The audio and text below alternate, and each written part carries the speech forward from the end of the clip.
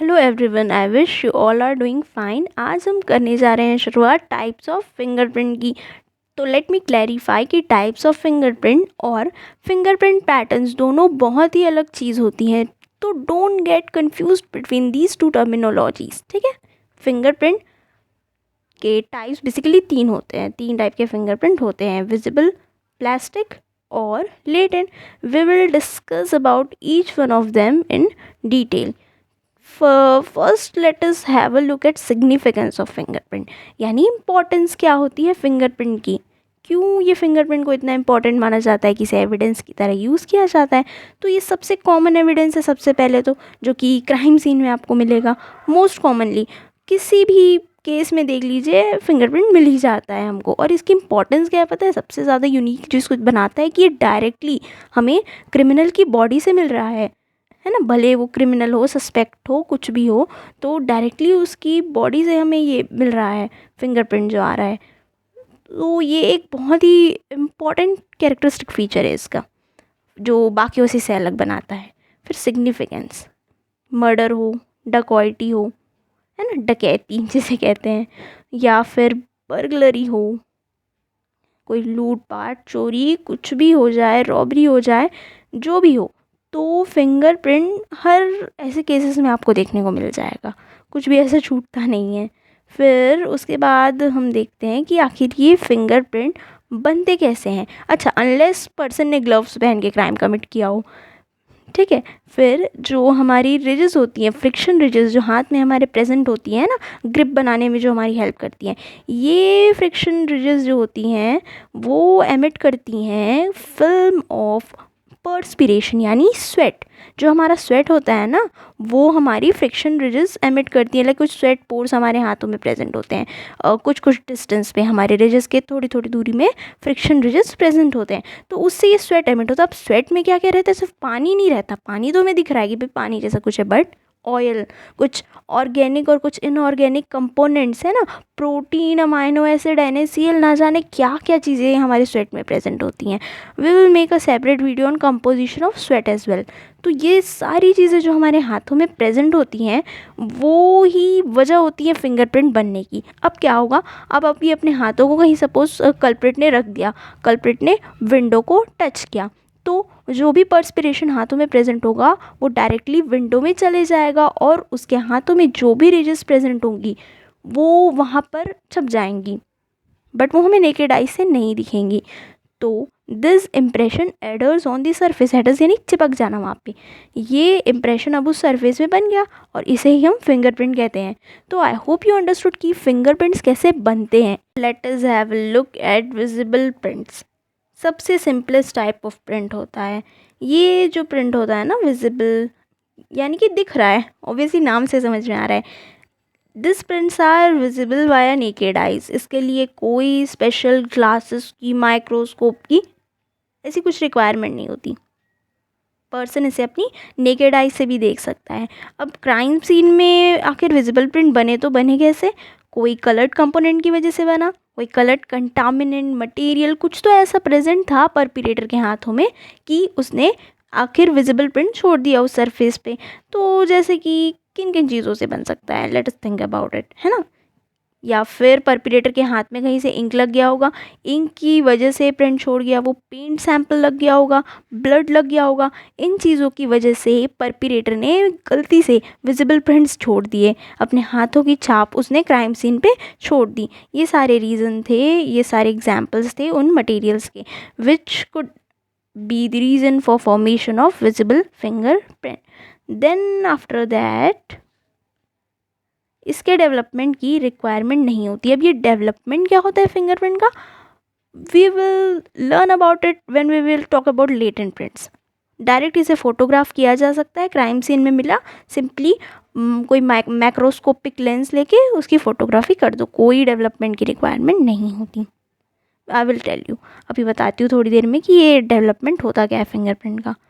फिर आते हैं प्लास्टिक प्रिंट पे। अच्छा, ऐसा नहीं है कि प्लास्टिक के बने हुए प्रिंट्स होते हैं, ठीक। प्लास्टिक फिंगर प्रिंट्स, ये प्रिंट्स ऑब्टेन होते हैं जब पर्सन के फिंगर्स ऐसे किसी सरफेस के कांटेक्ट में आते हैं, जैसे वैक्स हो गया, मोम। अगर मोम पर वैक्स पे अपना हाथ आप रख के देखेंगे तो ऑटोमेटिकली वहाँ पे वैसा प्रिंट बन जाएगा, वैसा आकार वैक्स खुद से ले लेगा। सोप हो गया, बटर हो गया, है ना, कोई ऐसे सॉफ्ट सरफेसेस पे जो प्रिंट्स बनते हैं। टार हो गया या फिर फ्रेशली पेंटेड वॉल्स हो गए। आपको कोई कलर अपने उंगलियों पे लगाने की ज़रूरत नहीं होगी, वो ऑटोमेटिकली सरफेस ही ऐसा होगा कि it will give you your fingerprints impression. फिर डायरेक्टली फ़ोटोग्राफी की जा सकती है इसकी। अगेन डेवलपमेंट की रिक्वायरमेंट नहीं होती है, प्रिंट है, साफ़ है, दिख रहा है, अच्छा खासा माइक्रोस्कोपिक लेंस लीजिए, फ़ोटोग्राफी कर लीजिए। There is not any requirement for development of such type of prints. इसके बाद हम मोस्टली, अगर और अच्छे से आपको रिजेस देखनी है ना, कि कौन सा रिज प्रेजेंट है, क्या है वो, उसके लिए वी कैन, अच्छा, we don't need powders and chemicals as well. अच्छे से रिजेस को देखने के लिए, एनालाइज करने के लिए, ऑब्जर्व करने के लिए हम साइड या फिर ऑब्लिक लाइटिंग का यूज़ कर सकते हैं। So what we can do is to analyse ridges more carefully. किससे? वो फोटोग्राफ से जो आपने लिया हुआ है, उस फोटोग्राफ से। और अच्छे से चीज़ों को एनालाइज करने के लिए we can always go for some oblique lights.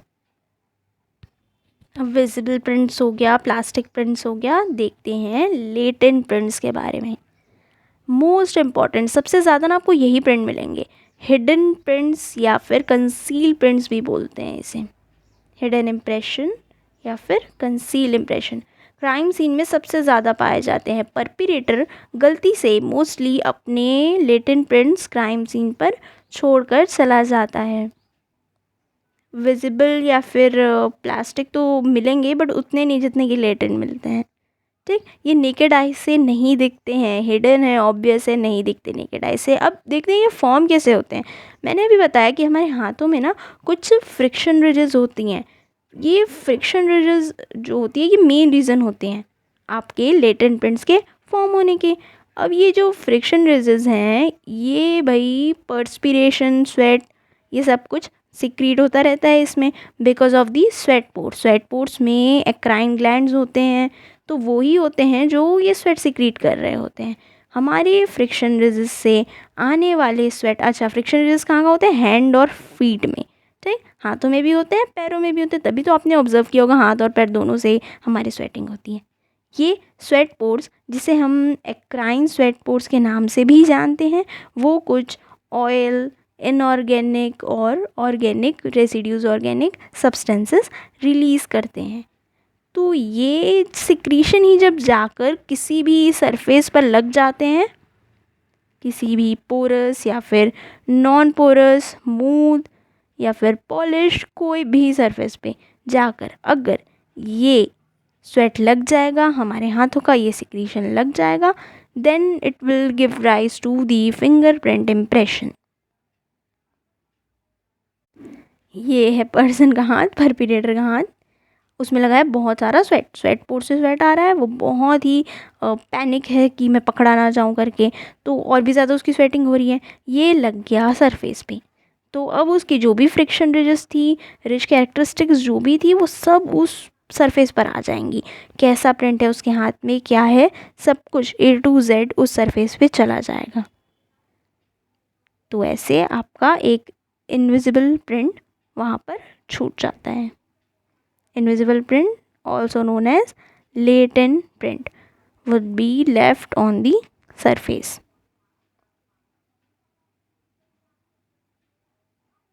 And one more thing that I already said कि sweat glands जो होते हैं वो nervousness या फिर excitement की state में ज़्यादा secretions को प्रोड्यूस करते हैं, है ना, ज़्यादा secrete कर रहे होते हैं sweat। देखे होंगे जब हम नर्वस होते हैं बहुत ज़्यादा स्वेटिंग होने लगती है, तो ये ही एक स्टेट होती है ना। क्रिमिनल के माइंड में तो रहेगा ही, पकड़ा ना जाऊँ मैं, कहीं मैं कुछ क्लू ना छोड़ दूँ, तो उस डर से ही कहीं ना कहीं वो क्लू छोड़ देता है।